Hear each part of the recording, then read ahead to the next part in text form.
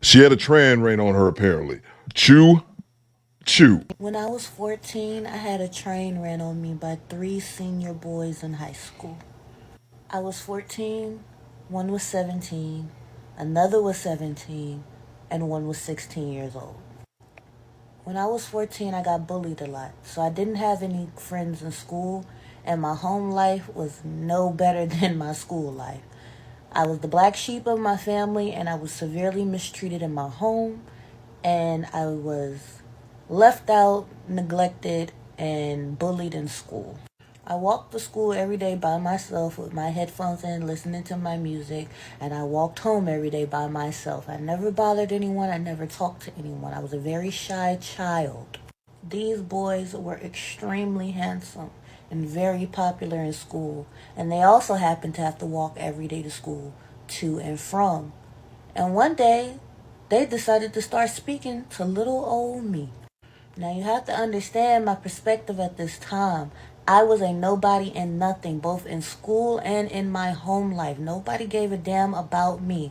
To the point teachers had to bring food to school, groceries for me at one point in time. And all of a sudden, the popular boys were coming up to me and talking to me while we were walking home to school together. Not only were they popular, they were attractive. All the girls wanted them. They were in ROTC, they played sports, they were light skinned, they had the curly hair, the best fits, the flyest Jordans, and they were talking to me with my raggedy clothes, with my hand-me-downs, with my hot waters, with my hair all over my head, with my funky armpits. I felt like I was dreaming. I couldn't believe it. Like, this could finally be my chance. I could finally have some friends. I could finally be part of the popular crowd. I could finally be in, right? They told me that I was cool, that they wanted me to come over and play games with them. So that's what I did.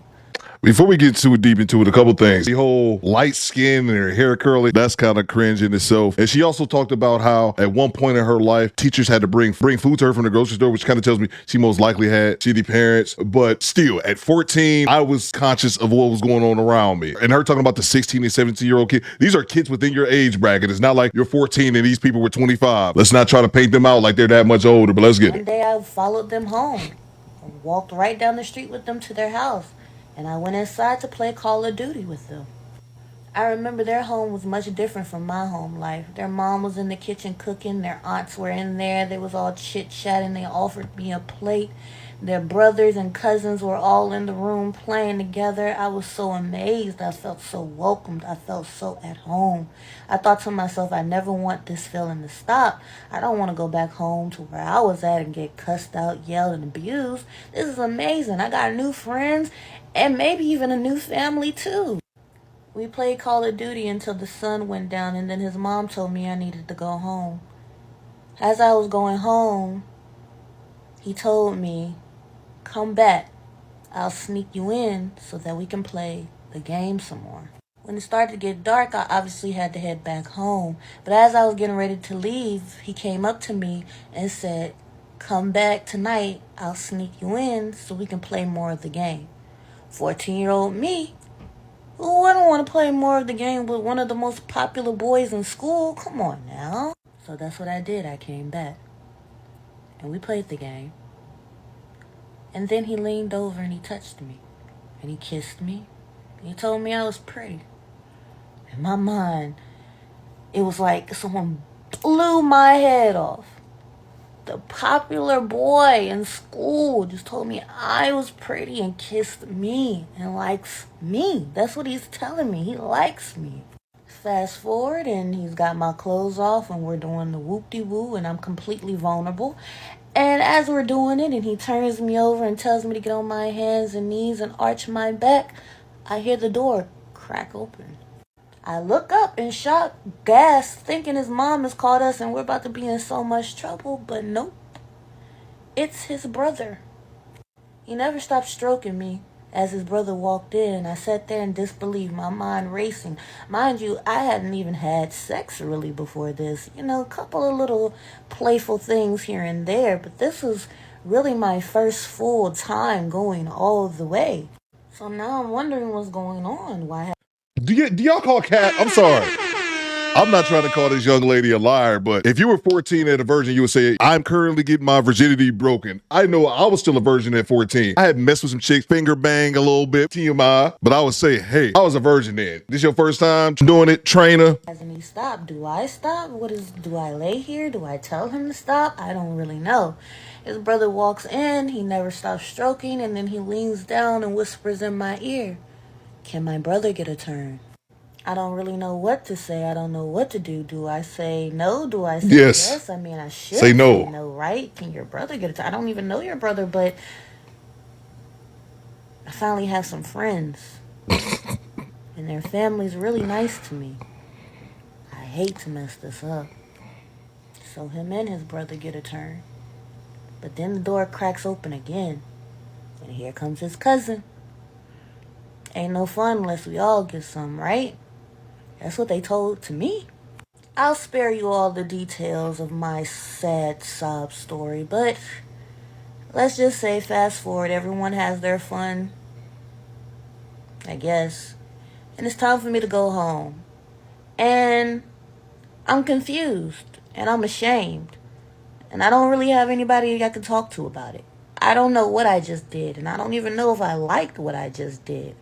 Anyways, because I know this video is getting long and you guys probably don't want to hear all the details. Long story short, back then, I didn't realize that I was a victim. I didn't realize that that was a manipulation tactic. I didn't realize I was targeted. Back then, I was just ashamed.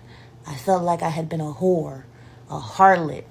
I felt disgusting. I felt like it was my fault. I felt like I should have moved smarter. And I also, in the same breath, felt like, finally, somebody loves me. Somebody wants me. Finally, I'm pretty enough. Finally, I'm good enough. And it was two confusing different feelings. And now that I'm older, I really understand what was going on. And I'm just making this video to spread awareness for the other girls that may have had the same thing happen to them or may have gone through similar things and were always too ashamed to bring it up or speak their truth. You were a victim.